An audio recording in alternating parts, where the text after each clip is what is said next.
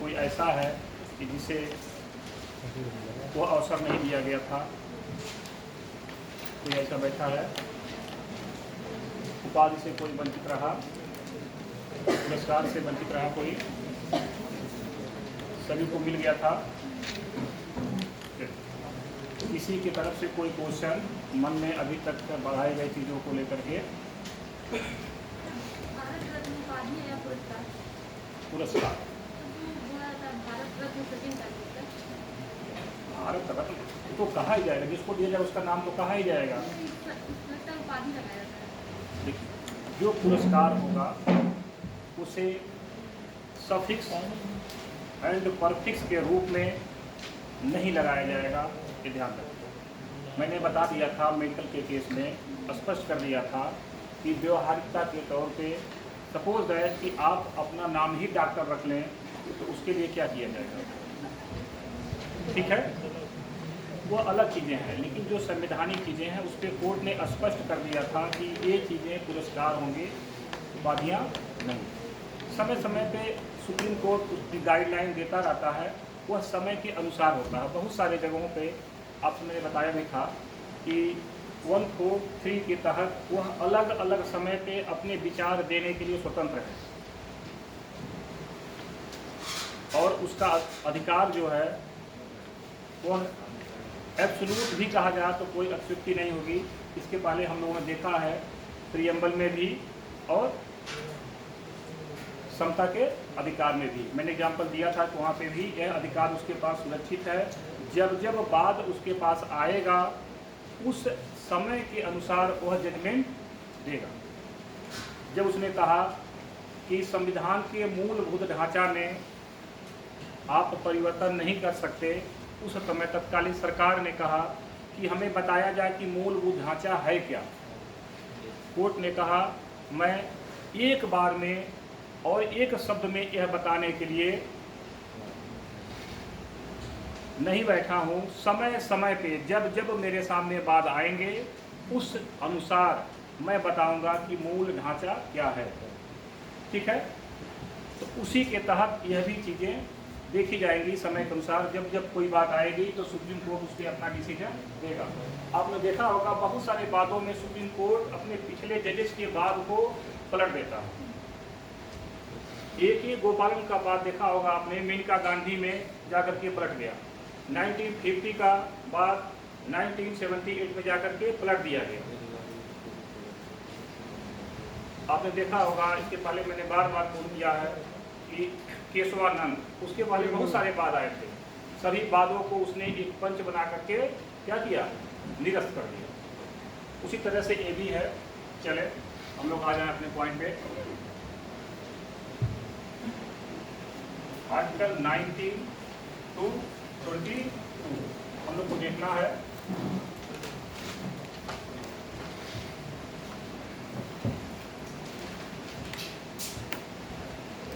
स्वतंत्रता का अधिकार।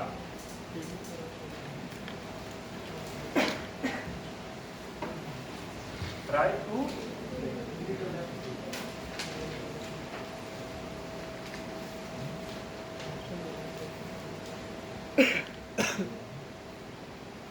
मूल संविधान में अब हमने पढ़ा होगा कि हमारे पास फंडामेंटल राइट की तरह अगर देखेंगे तो 7 थे, उसमें से -1 कर दिया गया। कितने बचे थे? 44 अमेंडमेंट के द्वारा 78 में यह कर दिया गया था। यहाँ पे अगर देखेंगे जो आर्टिकल 19 है, यहाँ पर भी हमारे वही अधिकार कम कर दिए गए हैं। यहाँ पर भी आपने देखा होगा 30 और 19(1) को निकाल दिया गया। यहाँ पर भी आपका जो 19 में अगर देखेंगे, यहाँ पर भी 7 आपके अधिकार आते हैं। एक अधिकार को यहाँ से निकालते हैं। अब अधिकार का क्रम देखेंगे, A to G तक जाएंगे। हम लोग बहुत विस्तार में नहीं पढ़ेंगे, जीएस के दृष्टिकोण से पढ़ेंगे।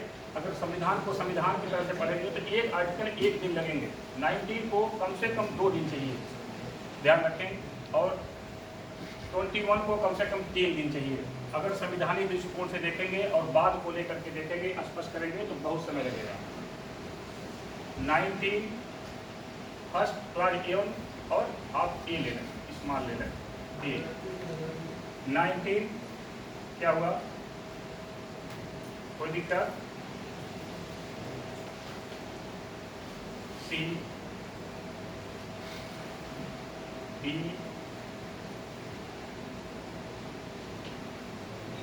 ई और 19 फर्स्ट, यहाँ क्या करेंगे, जी करेंगे। 19 क्लास फर्स्ट सब क्लास ए में क्या है, ई में क्या है, सी में क्या है, कितने हो गए, 6 हो गए। इसके पहले क्या थे, 7 थे। ये ध्यान रखेंगे, यहाँ से बीच से हमारा एफ रिमूव हो गया, कहाँ चला गया, 300 ए में। एक कंप्लीट आर्टिकल जाकर के वहाँ बन गया और चीज को लेकर के साथ में, इसे आप दिमाग से निकाल करें। यह आपका अधिकार है, स्वतंत्रता का अधिकार है। संविधान में स्पष्ट कहा गया है, स्वतंत्रता का अधिकार आपका एब्सोल्यूट अधिकार नहीं है, एब्सोल्यूट राइट नहीं है, उस पे भी प्रतिबंध लगाए जाएंगे, ध्यान रखेंगे। अब इस पे प्रतिबंध लगाने के लिए थोड़ा सा कंसंट्रेट करेंगे यहाँ पे, अगर कर लेंगे तो फिर आगे दिक्कत नहीं होगी। इस पे प्रतिबंध लगाने के लिए इसी का 1926 तक व्यवस्था रखी गई है। आपने पढ़ा 19 क्लास फर्स्ट सब क्लास ए में, बी में, सी में, डी में, यह आपके पास अधिकार हैं। अब 2 से 6 तक इन पे प्रतिबंध के अधिकार हैं। अब ये याद कैसे होंगे, इस पे ध्यान देने पहले मैंने आपको एक बार जीव का स्वाद के बारे में बताया था, ध्यान है ना सबको, कितने लोग को ध्यान है, कोई एक, बहुत अच्छा। इसी तरह से यहाँ भी ध्यान दें, याद हो जाएगा अभी, जिस तरह से वहां आपने याद किया था। फर्स्ट में क्या लिखा हुआ है, विचार एवं अभिव्यक्ति की स्वतंत्रता। विचार शब्द आपका प्रियम्बल में भी आएगा, ध्यान रखेंगे, विचार शब्द प्रियम्बल में भी आएगा। प्रियम्बल में भी आपके स्वतंत्रता 5 तरह के दिए गए हैं, मैंने बताया था वहां पर, आप ध्यान दे करके अगर वीडियो देखेंगे बैठ जा करके आपको मिलेगा। विचार एवं अभिव्यक्ति की स्वतंत्रता, हम अपना विचार आपके सामने रख रहे हैं, अभिव्यक्ति किस तरह से रखेंगे यह आपके ऊपर है कि आप उसे रीड कर पाते हैं या नहीं। पेपर में देखा होगा आप लोगों ने, अक्सर एक लक्ष्मण करके एक कार्टूनिस्ट थे, अक्सर वो कुछ कार्टून बना करके डाल दिया करते थे। आप लोग देखे होंगे जब कोई चीज होती है गवर्नमेंट के या विपक्ष के केस में, तो वहाँ पे मोदी जी का, अमित शाह जी का, विपक्ष के नेताओं का, जिसका भी ले लें फॉर एग्जाम्पल राहुल गांधी जैसे, अलग अलग स्ट्रक्चरल का डिस्प्ले आता है। वह यहीं से मिला हुआ है 19 फर्स्ट ए से, इसीलिए उस पर कोई प्रतिबंध नहीं लगाया जा सकता है। जैसे सपोज करिए कि हम कहें एक लोग खड़े हुए, कुछ न बोले, यह भी हमारी अभिव्यक्ति की स्वतंत्रता है। आपने कहा सर कल पढ़ाएंगे, मैंने कहा यह भी अभिव्यक्ति की स्वतंत्रता है। हम कुछ लिख करके, सबसे अच्छा एग्जाम्पल वर्तमान में है, आपके व्हाट्सएप ग्रुप में बहुत सारे स्ट्रक्चर बने होते हैं, देखा होगा आपने, अलग अलग चित्र होते हैं, आप उसको कर देते हैं, कहीं प्रणाम का है, कहीं फूल का है, कहीं कुछ का है, जैसे जैसे आपके सामने जो चीज़ें आती हैं।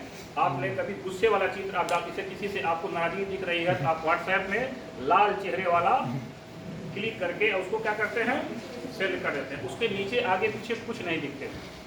अगर आपको लगता है कि आप मतलब रो रहे हैं या किसी तरह से मतलब चिढ़ा रहे हैं, तो आप जीभ निकले हुए चित्र को क्या करते हैं, सेंड करते हैं। यह आपका यहीं से 90 क्लास फर्स्ट ए से ही यह स्वतंत्रता आपको मिली। इसका विस्तार बहुत बड़ा है, ये ध्यान। अब पूरे को पहले समझ लें कैसे याद करेंगे। आपके पास स्वतंत्रता है। सपोज करिए कि मोदी जी से आप लोग को कोई बात कहनी है। आप में से कोई एक व्यक्ति गया माननीय मोदी जी के पास, कहा कि मुझे इस तरह का कार्य पसंद नहीं है या हमको इस तरह का कार्य चाहिए। उन्होंने उस कार्य के लिए आपको मना कर दिया। अब आप क्या करेंगे, ध्यान रखेंगे। आप अभी एक में मोदी जी के पास जा रहे हैं, ध्यान से सुनेंगे। याद करने की विधि है ये, इसको केवल ध्यान से सुने। गया आपने, उन्होंने मना कर दिया, कहा नहीं हम आपकी बात नहीं मानते। अब आप अपने घर गए और अपने कुछ परिचितों को लेकर के इनके पास पुनः आए कि चलो सब लोग चलोगे, तब एक भीड़ का दबाव बनेगा, हो सके हमारी बातें मान ली। ठीक है, इन्होंने बात आपकी नहीं मानी। जब सभी लोग आएंगे तो भीड़ दिखेगा ना, लेकिन उस भीड़ में कोई हथियार नहीं, कोई भी वेपन्स नहीं होना चाहिए। शांति पूर्वक अगर आकर के अपनी आप बात रखते हैं समूह के रूप में, वह अनुमति आपको है। फिर भी आपकी बातों ने इन्होंने मना कर दिया, तब क्या करेंगे, आए हुए लोगों से मिल करके आप कुछ सोसाइटी बना लेंगे, कुछ समितियां बना लेंगे, कुछ ऐसे एनजीओ समझ लीजिए अपने आप में, कुछ बना करके और अलग अलग लोगों को अलग अलग कार्य दे देंगे कि अब ये नहीं मान रहे हैं, लग रहा हम लोगों को कुछ न कुछ धरना प्रदर्शन कार्रवाई करनी हो। अब आपका यहाँ पे सी खत्म। अब क्या करेंगे, अब आप यहाँ से निकलेंगे। पहले आपने बात रखा, नहीं माना गया, सभी लोग आकर के बात रखे, समूह में नहीं माना गया। अब आपने क्या बना लिया, समितियां बना ली। अब इस समिति के माध्यम से अलग अलग क्षेत्रों में घूम घूम करके आप क्या करेंगे, अपनी बात कहेंगे कि मोदी सरकार हमारी बात नहीं मान रही है, योगी सरकार हमारी बात नहीं मान रही है, घूम घूम करके कहेंगे। जब सुबह से निकलेंगे शाम तक घूमते हुए अलग अलग क्षेत्रों में, शाम हो जाएगा, अब आपको दिमाग में आएगा कहीं लॉज ले लें या कहीं होटल ले लें या किसी संपर्क वाले व्यक्ति के घर पे आज विश्राम करें। तो फिर आपको रुकने की बात आएगी ना, ये घूम घूम करके जा रहे हैं, फिर अब क्या करेंगे, यहाँ स्टे करेंगे। स्टे जब करेंगे तो कुछ न कुछ खाने पीने को चाहिए ना। होटल में रुक जाएंगे, कमरे में भूखे नहीं रहेंगे।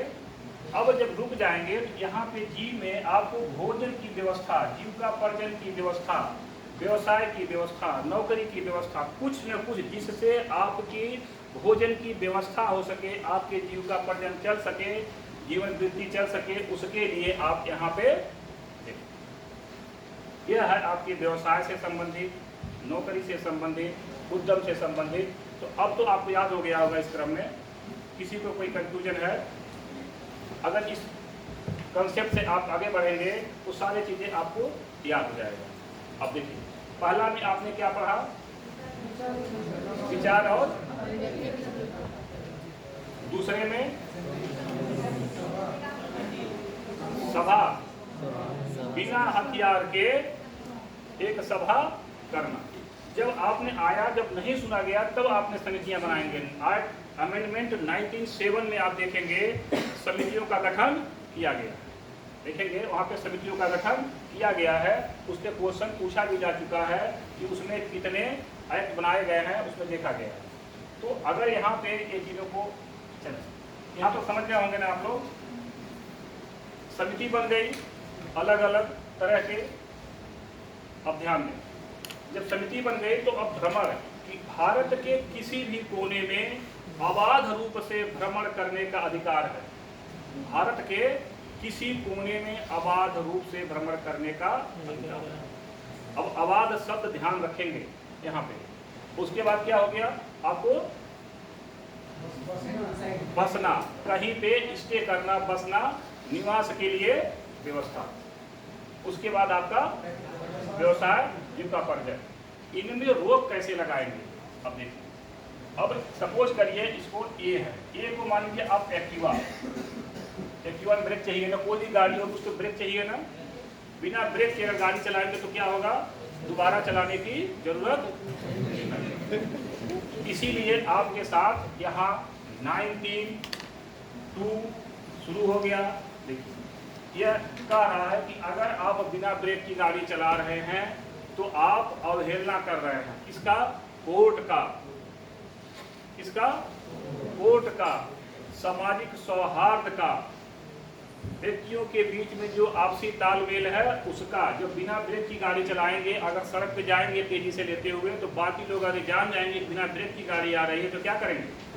बहुत सारे लोग गड्ढे में अपनी गाड़ी लेकर के कूदने की कोशिश करेंगे।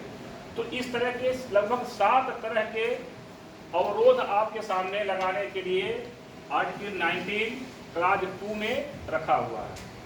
ये मान लीजिए इस करने के लिए कि जो 2 है, एक्टिवा में 2 ब्रेक होता है, आपको पता होगा, दोनों हाथ में होता है ना, तो इसके साथ 2 जोड़ देंगे, इस पे अवरोध लगाएगा। बी पे आ जाएंगे तो बी ये 3 को ले लें, ये 3 बी पे लगाएगा। मान लीजिए ये बुलेट है, बुलेट थोड़ी ताकतवर गाड़ी होती है, इसमें 3 ब्रेक चाहिए, ठीक है। 3 ब्रेक से हम क्या करेंगे? बी को रोकेंगे।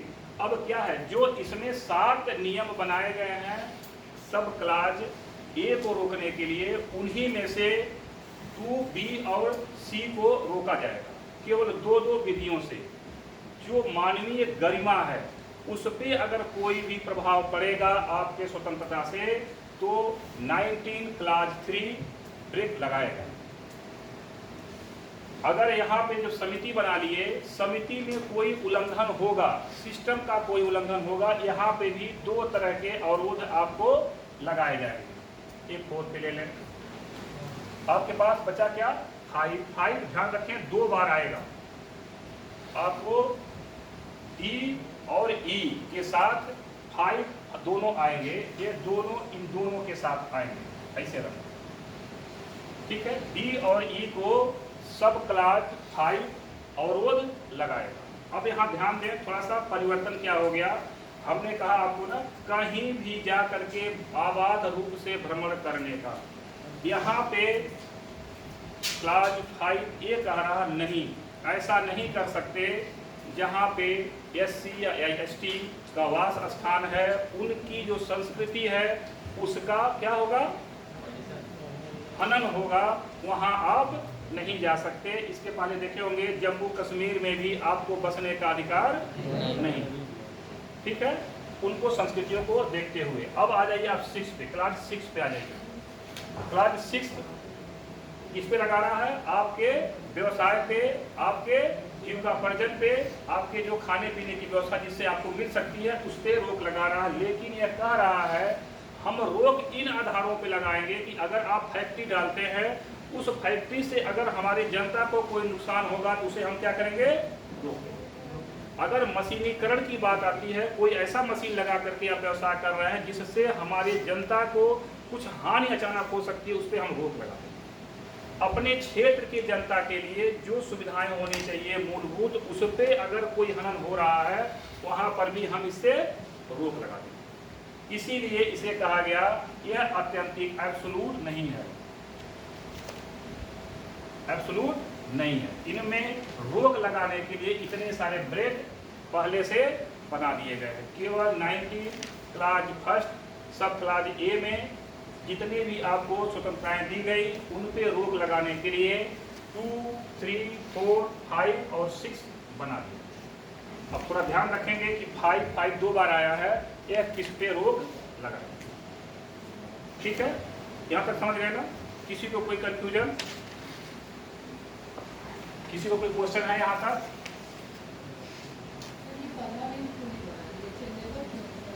क्या क्या फिर से बोले? प्रतिबंधित हो सकता है मतलब? अरे भाई आप ये ध्यान रखें ना, मोदी जी क्या करने के लिए बैठे हैं? वो तो इसमें अच्छा अनुभव उनका है। जब उनको लगेगा कि आप ज़्यादा हाथ पाँव चला रहे हैं तो क्या करेंगे? कर देंगे, कुछ न कुछ कर देंगे। आप ध्यान रखें, ऐसा नहीं है। आपने देखा होगा बहुत सारी चीज़ों को अलग अलग कंडीशनों में, जैसे RTI नाम सुना होगा आपने।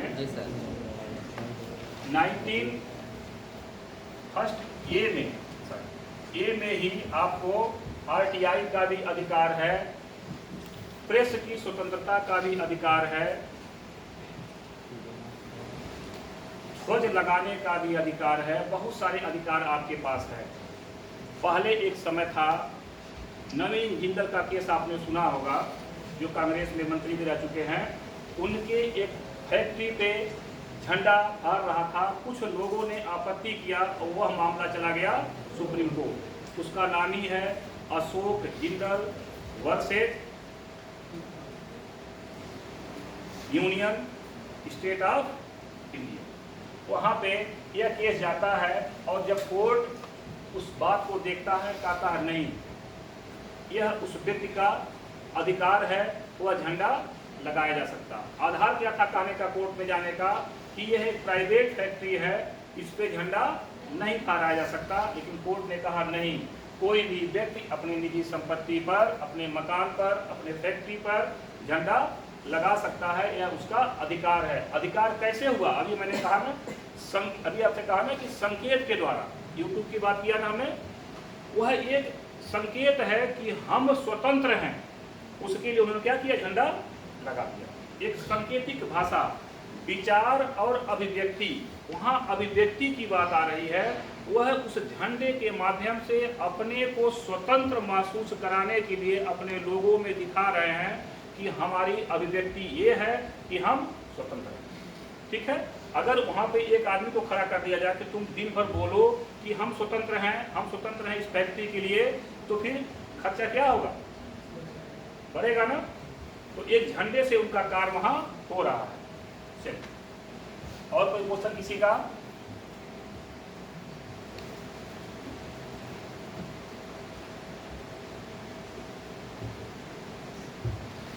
आर्टिकल 20 पे आ जाए। आर्टिकल 20 क्या है आप लोग को पता है? क्या है, किसी को पता है? अपराधों के संबंध में दोष सिद्धि, जो भी है। अपराध कौन करता है? अपराध कब मानेंगे? जब हमारे संविधान से इतर कोई कार्य होगा, उसे क्या मानेंगे? अपराध मानेंगे। तो आर्टिकल 20 में क्या कहा गया कि अपराध जो आप कर रहे हैं, जिस समय आपने अपराध किया, जिस समय आपने अपराध किया, उस समय के कानून के अनुसार जो तत्कालिक कानून है वह आप पर लागू होगा। यहाँ पे आप 20 को 3 पार्ट में बांट लें।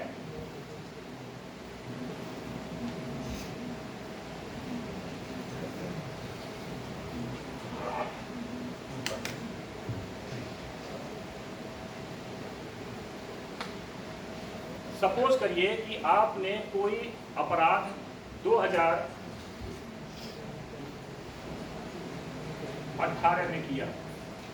इस समय जो नियम था वह उस अपराध के लिए सजा 2 वर्ष था। 2 वर्ष था। आप पे केस चलाया गया, केस चलते चलते 2020 आ गया। 2020 में वर्तमान सरकार ने इस नियम को बढ़ा करके 4 वर्ष कर दिया। ये नियम लागू होगा या ये नियम? 2018 यही क्लास फर्स्ट में स्पष्ट रूप से कहा गया है कि उस समय जब वह व्यक्ति उस घटना को घटाया, उस नियम को तोड़ा, चाहे कुछ भी किया, उस समय के कानून के अनुसार उस पे वह विधि लागू होगी, न कि आगे जाकर के कोई विधि। तुम्हें क्या है? बहुत एक अपराध के लिए एक ही सजा दी जाए। कोई भी व्यक्ति, सपोज करिए कि 2020 में कोई अपराध किया, इस समय था कि 1 वर्ष सजा मिलेगी, सजा मिलेगी। इसका ट्रायल होते हुए इसे 1 वर्ष हो गया, इसे क्या हुआ, 1 वर्ष हो गया। अब निर्णय आया कि इन्हें फांसी दी जाए।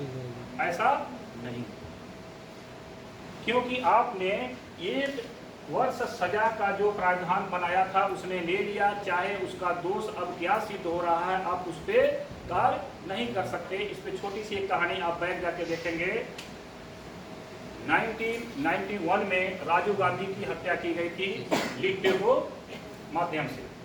उस समय उस केस को लेकर के मद्रास हाई कोर्ट में केस दायर किया गया और वह केस चलते रहा और 1994 में निर्णय आया कि इन्हें फांसी की सजा दी जाए।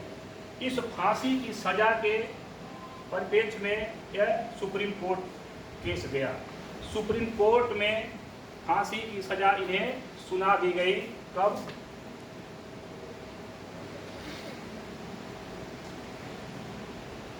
यहाँ 94 था, 98 नहीं, 1994 में इन्हें सजा सुना दी गई। ये सजा जब सुना दी गई उसके बाद ये व्यक्ति 2004 में राष्ट्रपति के पास 72 आर्टिकल के तहत क्षमा याचिका के लिए अपना प्रत्यावेदन डाला।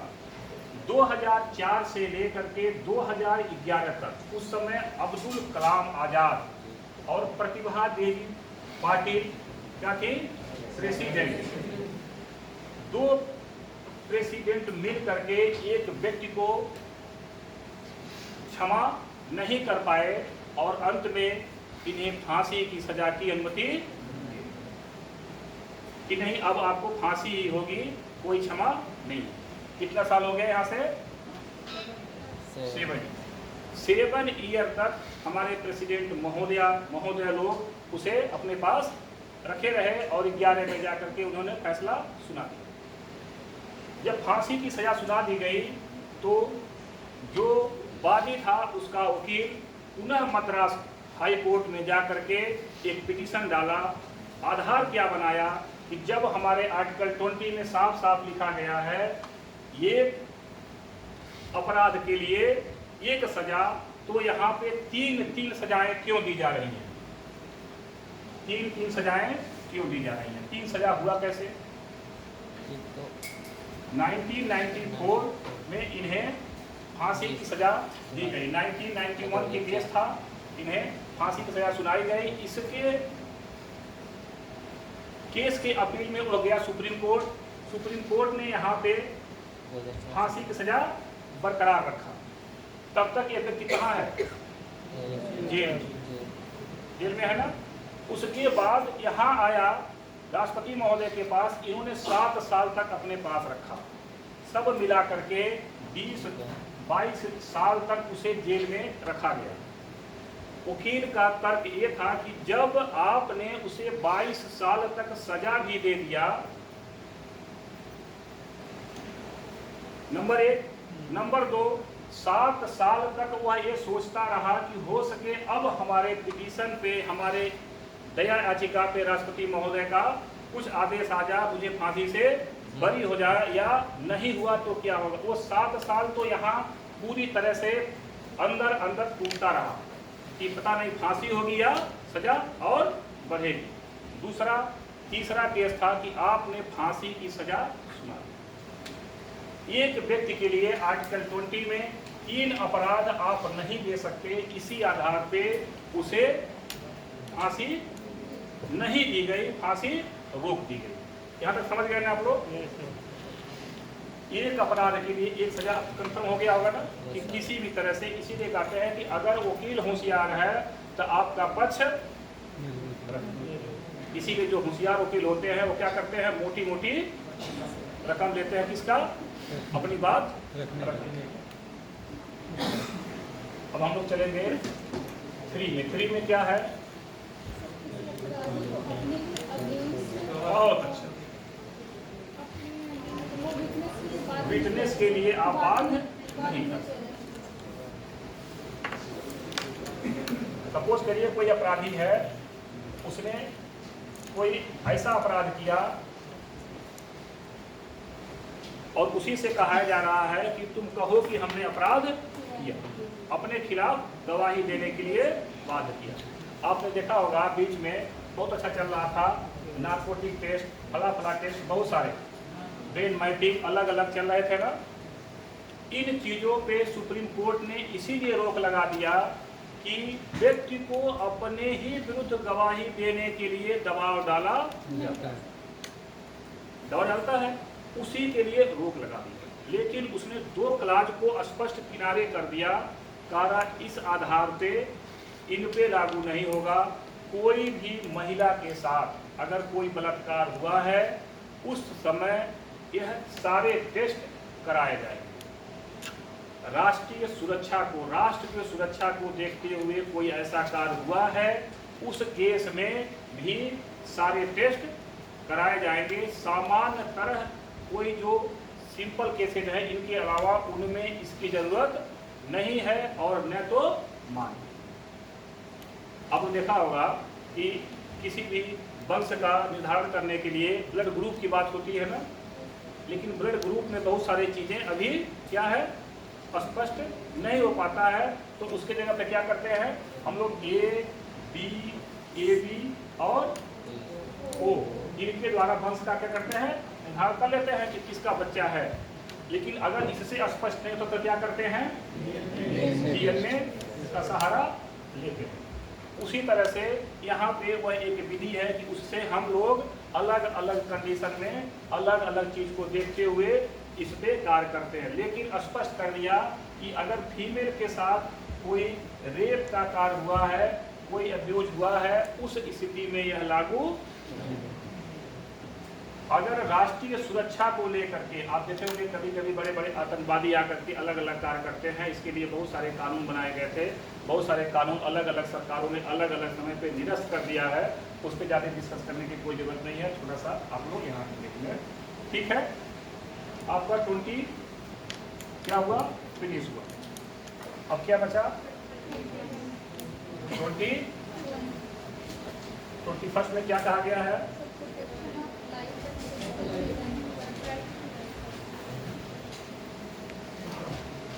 राइट टू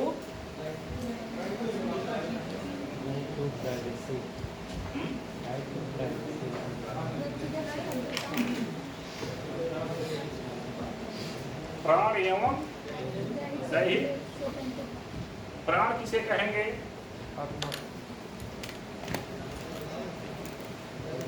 और दैहिक क्या कहेंगे? एक हो गया लाइफ, एक क्या हो गया? चलिए इसके केस में हम लोग देखेंगे, इसको पार्ट में बांटने की बहुत जरूरत नहीं है। एक बाद आया था ए.के. गोपालन का 1950। क्या कहा गया था? किसको याद है? किसको याद आ रहा है? इसी बात को मेनका गांधी को आप लोग जानते होंगे, संजय गांधी की पत्नी, 1978 में इसे पलट। अब ध्यान दें, एक विचारक थे 8वीं सदी के, इनका नाम था कांट। कांट ने स्पष्ट कहा कीमत और गरिमा ये दोनों अलग अलग चीजें होती हैं।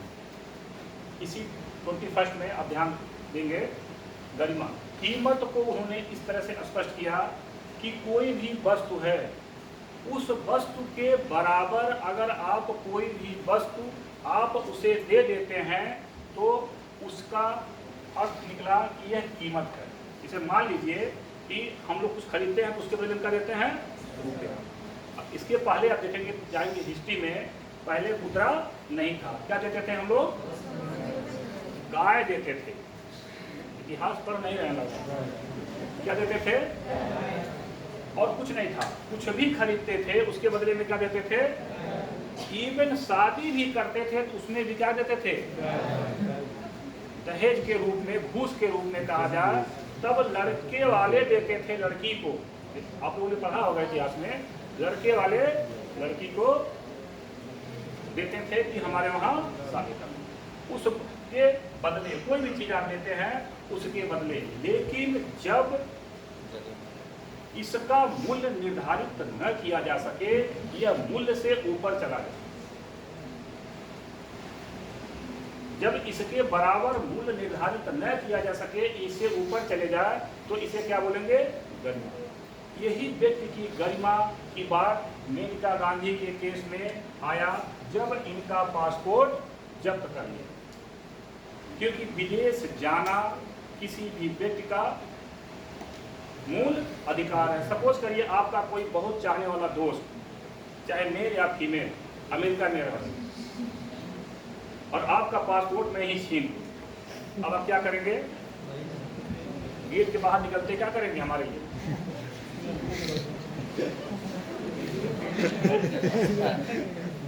कुछ करेंगे ना,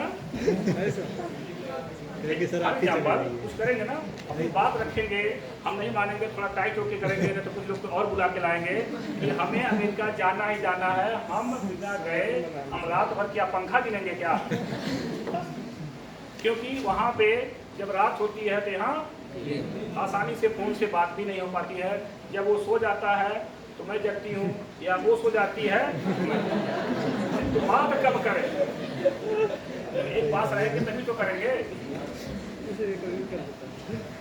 इसीलिए सुप्रीम कोर्ट ने स्पष्ट कहा, किसी का विदेश जाने का अधिकार उसका व्यक्तिगत अधिकार है, उसे छीना नहीं जा सकता। इस तरह से बहुत सारे केस आए हुए हैं।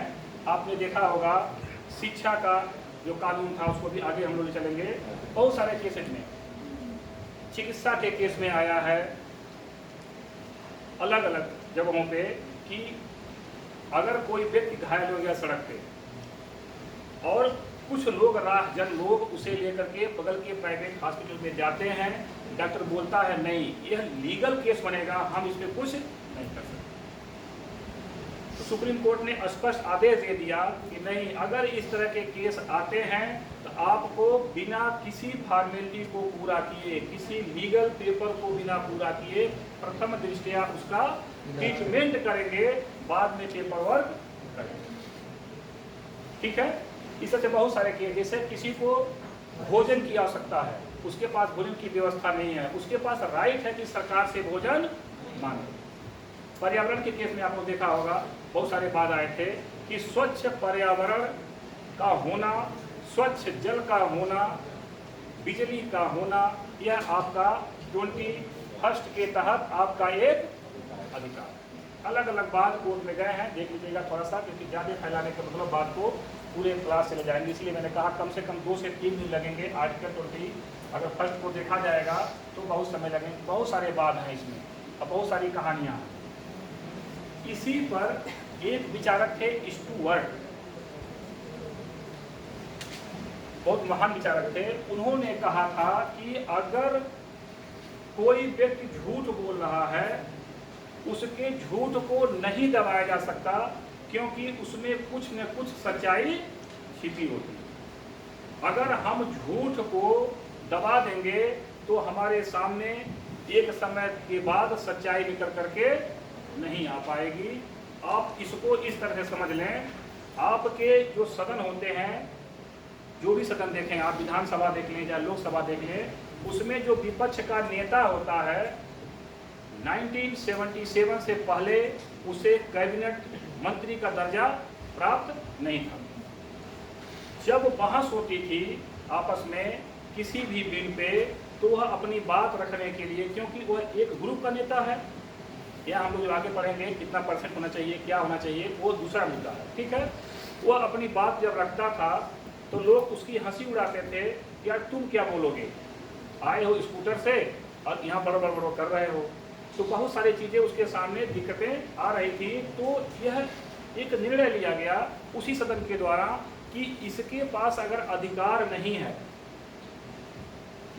तो ये हमसे लड़ने से पीछे भागता है, क्योंकि कहीं न कहीं सपोज करिए कि हम हैं और आप लोग के बीच में आ रहे हैं, लेकिन हमारे पीछे जो कहानी हो बहुत गरीबी हो, आने के लिए हम पैदल आते हों, कपड़े अच्छे ना हों, संसाधन अच्छे ना हों, हमारी जो व्यवस्था है यहाँ आकर के भी हमें कोई बैठने की व्यवस्था ना हो, उस स्थिति में आपके जो दिमाग में एक किरण निकलेगी वो क्या निकलेगी कि ये क्या पढ़ाएंगे जब खुद ही इनके पास कुछ नहीं है, फटे हाथ चले आते हैं। उसी चीज़ को देखते हुए विपक्ष के नेता को 1977 के तहत एक एक्ट बना करके उन्हें एक अधिकार दे दिया गया कि आज से अब आपको कैबिनेट मंत्री की सारी सुविधाएं रहेंगी, गाड़ी घोड़ा आवास, जहां मंत्री रहते हैं वहीं आप भी रहेंगे, सारे इक्वल कर दिए गए। इसीलिए वह हमारी कमियों को, हमारी गलतियों को जो दबी रहती हैं उसे उभारने का कार्य करता है। इसीलिए विपक्ष का होना बहुत जरूरी होता है। अगर जिस देश में विपक्ष नहीं है, ये मान के चलिए सरकार कमजोर होगी, ठीक है। अभी समय है खत्म हो सब, हम नहीं कर रहे हैं।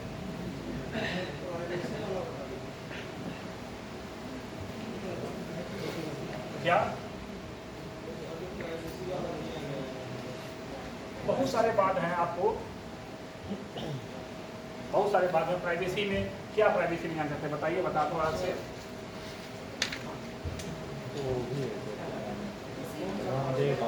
हाँ? बहुत सारा निजता का अधिकार में भी है, नींद का अधिकार भी है। जब वो पहन करके भाग रहे थे रात में, फिर तक सोया हुआ व्यक्ति को इस तरह से क्यों किया गया, वो सब चीज़ें आपको हंसी का मौका मिलेगा। कभी किसी क्लास में हम लोग कर लेंगे कि बुर्का पहना उन्होंने या महिला का कपड़ा पहना, क्या पहना, वो अलग मुद्दा है। चलिए, ये सब तो आप लोग को याद ही है, काम तो आप लोग को याद ही रहेगा। बहुत सारे बात हैं इसमें, आप देखेंगे महिलाओं के लिए भी बहुत सारी ऐसी बात है कि कोई भी महिला बच्चा पैदा करे या न करे उसकी स्वतंत्रता है। कोई भी महिला अपने बच्चे का जेंडर चेक करावे या न करावे उसकी स्वतंत्रता है। यहाँ पे है कि गवर्नमेंट ने उस पर बैन लगाया है, क्योंकि उसी महिला का प्रताड़ना होता था। अगर पता चल गया कि जेंडर उनके अनुकूल नहीं है तो क्या होगा, एवॉइड कराया जाएगा। अगर अनुकूल है तो कंटिन्यू होगा। तो बार बार उस महिला को उस प्रताड़ना से, उस कंडीशन से गुजरना पड़ता था, इसीलिए यह कंडीशन आया। कोई भी महिला गर्भ निरोधक दवा का इस्तेमाल कर सकती है, यह उसका अधिकार है, यह भी सुप्रीम कोर्ट ने स्पष्ट करके दे दिया। ठीक है, बहुत सारे बात हैं, हम लोग वहाँ जाएंगे तो फिर हमारे जो टिक महोदय हैं वो हम लोग को 22 में आ जाए। 22 में इसको भी 3 पार्ट में ही बांट लें।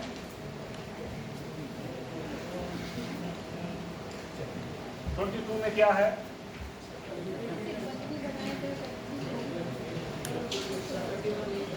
अभी सॉरी 21A में ये 86 अमेंडमेंट 2002 वाला, ये थोड़ा सा बता दे रहा हूँ आपको, बैग जा करके ये छूटा हुआ था।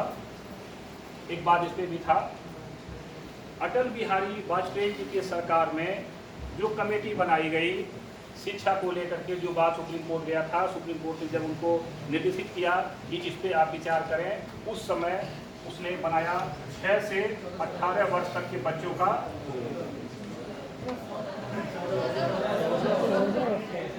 हाँ यही होता है, 6 से 18 वर्ष के बच्चों के लिए उन्होंने शिक्षा की बात किया, निःशुल्क शिक्षा की। लेकिन अटल बिहारी वाजपेयी ने इसको खारिज करके 6 से 14 वर्ष का कंसेप्ट स्वीकार किया, 18 का कंसेप्ट स्वीकार नहीं किया। ठीक है, ध्यान रखेंगे। अगर पूछ दिया घुमा करके कि कमेटी ने क्या दिया था, तब क्वेश्चन आपका तुरंत कहाँ जाएगा? इसको देखते ही आपका बीपी कहाँ जाएगा? 140 प्लस जाएगा ना, कि ये तो सीधे गलत है। लेकिन क्वेश्चन में जब रहेगा कि उस कमेटी ने क्या दिया था, तो यह 18 आ जाएगा। लेकिन इस पे सहमति बनी, बाद में सरकार सहमति बनाती है, कमेटी अपने विचार देती है, उस पर सहमति नहीं बनती। आपने देखा होगा, मैंने बताया था पिछले में आरक्षण को लेकर के कि EWS वाले के लिए भी 10% आरक्षण की बात कही गई थी, लेकिन कोर्ट ने क्या किया था? मना कर दिया था। और वही चीज बाद में आकर के आपके सामने पुनः 19 में आपको मिला। ठीक है, इस केस में यहाँ पे इतना ही जान लें, बहुत ज़्यादा जरूरत तो है नहीं। ये था कहाँ से लाया गया, ये आप लोग जानते हैं। कहाँ था ये पहले? BPSC में कहाँ था? 45। इसीलिए इसे कैरेक्टर के रूप में डाला गया, ताकि यह कंप्लीट, मैंने बता भी दिया था आपको पहले भी, ये क्या होगा? ये कंप्लीट आर्टिकल के रूप में अपने को यह रखिए।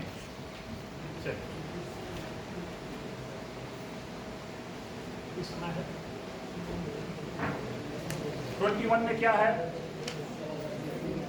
22 सारी गिरफ्तार। किसी भी व्यक्ति को बंदी कारणों को जानने का अधिकार, अपने मन पसंद के एडवोकेट से परामर्श लेकर के प्रत्यावेदन देने का अधिकार। ठीक है। 2 में क्या है? के अंदर वो मजिस्ट्रेट के सामने पेश करें। बहुत अच्छा। 24 घंटे के अंदर। इसमें 2 चीजें अपवाद ध्यान देंगे। 24 घंटे में क्या है? इसमें आने जाने का समय है, रास्ते का समय और क्या है?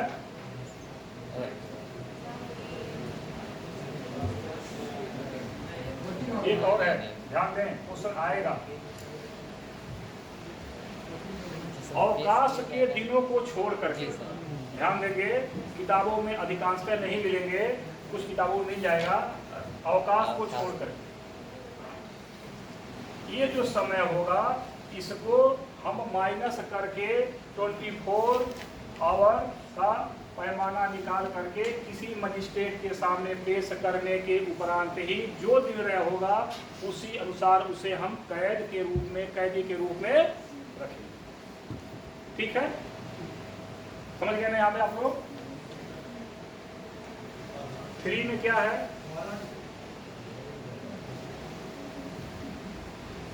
3 में क्या है?